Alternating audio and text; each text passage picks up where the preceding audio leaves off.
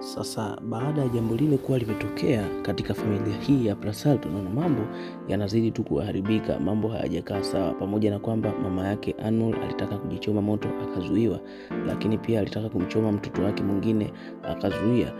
Basi bado simu iko kwenye mchele, lakini maandalizi ya harusi hii ya Neelam pamoja na Mohan yanaanza na kila kitu kinaenda kama kilivyokuwa kimepangwa. Lakini kwa upande wa Neelam, yeye alikuwa hana amani kabisa na Anmol.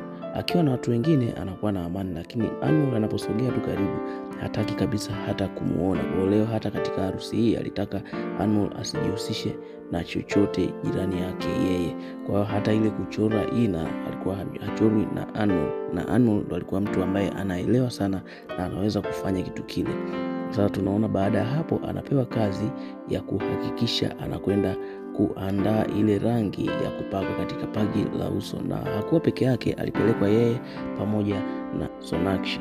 Lakini baada ya kufika kule, tunaona kwanza alikuwa amekwisha kuichukua ile simu na alikuwa ameificha mahali, alikuwa anataka atoke aende akaipeleke katika sehemu moja ili waende wakaichunguze waone nini ambacho kiko ndani. Lakini wakati anatoka ndo akawa amerudishwa kwenda kuandaa kitu kile. Sasa kwa bahati Neelam tena akafanya makusudi, akamwagia Anmol mafuta katika mguu wake, basi tu ili wamtese aweze kuteseka na kuumia.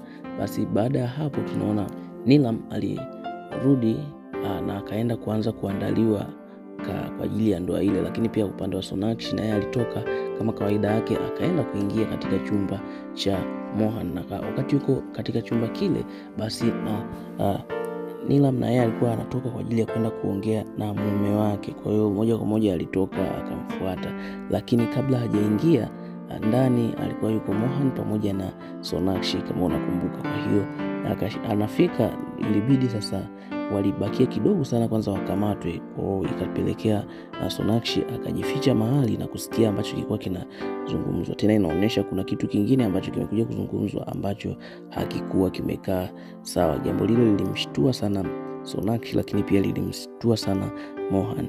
Kwa wewe ambaye hujasubscribe channel hii, ni kukumbusha kusubscribe, na ambaye umesubscribe endelea kulike, kushare na kucomment.